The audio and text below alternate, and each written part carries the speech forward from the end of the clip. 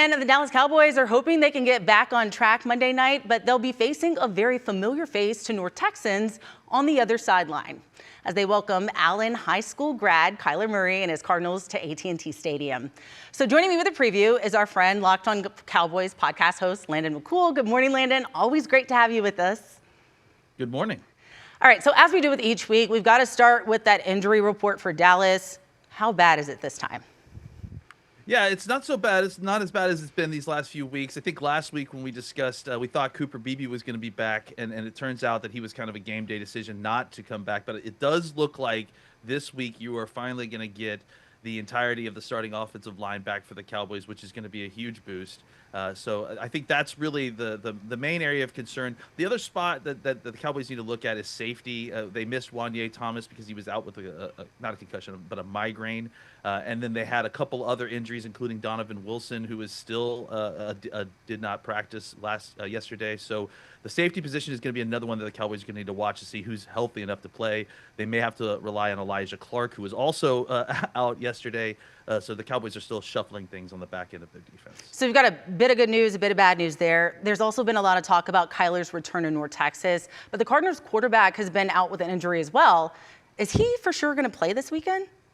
That's an interesting question. You know, he has been a limited participant, and when he was practicing these last few days, it was reported by beat reporters that he was taking snaps with the second team.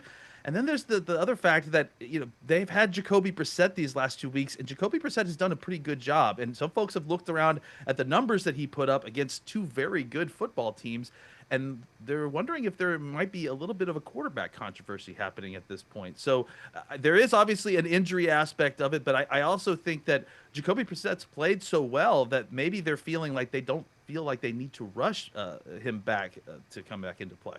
And you know I have to focus a little bit more on Kyler. He's undefeated at AT&T Stadium, a perfect 9-0, winning 3 state high school titles, the Big 12 championship, and 2 games with the Cardinals there.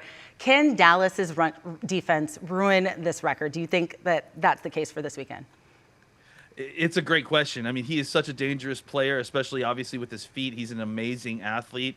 I think that the key is to try to keep him in the pocket and make him throw to the middle part of the field. That's where the area where he feels like it struggles the most. But yeah, I mean, he's a guy that you feel like you've got contained on a snap, and you're going to bring him down, and suddenly he squirts out and he's running for 25 yards down the field. He can just make situations that seem bad for other quarterbacks and turn them around into big plays, and he has that ability to do that at any time. And then speaking of offenses, we've got to talk about our own. Dallas's offense didn't score a lot last week. In fact, Dak had 2 interceptions and no touchdowns. So what's going on there? Yeah, I mean, I think last week, you know, they were trying to press the issue of the fact that, you know, things got really tough for them and they got a negative game script.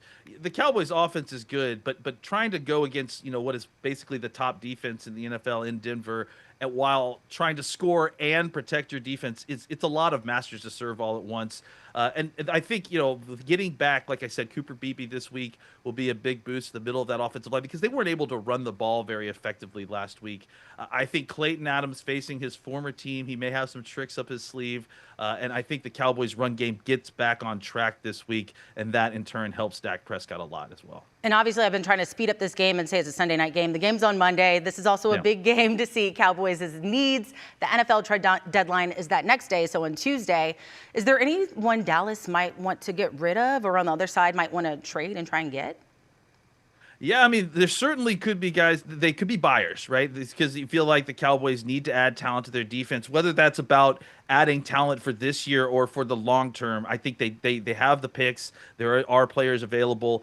You know, I think the Miami Dolphins, after what we saw last night, I think could be sellers. I mean, they look like they just fired their GM. There's lots of players on that roster that you know are in different contract situations that could make them tenable for a trade. So I would look out for them. I think there's lots of players the Cowboys could be interested in. As far as trading out, you know, there's been rumors about Trayvon Diggs. There's been talk about George Pickens, but I don't imagine that either one of those 2 players get traded, but we'll see.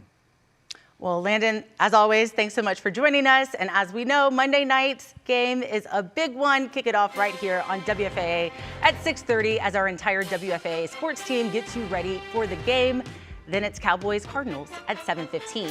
And if that's not enough Cowboys coverage, make sure to check out new episodes of Landon and his podcast daily. Plus, we've got a new episode of Locked On Cowboys coming up at 1 p.m. today on our streaming app, WFAA+.